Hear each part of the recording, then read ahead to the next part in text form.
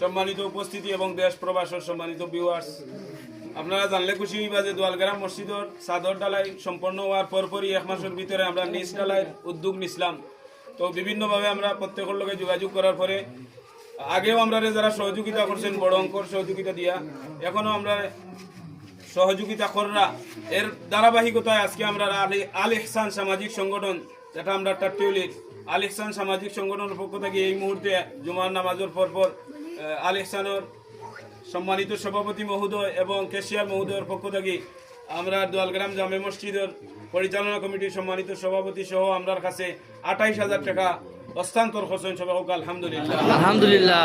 আল্লাহ যেন আল্লাহর বন্দা হলরি সদগারে কবুল করেন। বিশেষ করে দেশের যে কঠিন পরিস্থিতি, বিশেষ করে প্রবাসের যে কঠিন অবস্থা, আল্লাহ যেন এই সদগা করাতের উসিলায় আমরা প্রত্যেক প্রবাসীরে হেফাজতে রাখুন।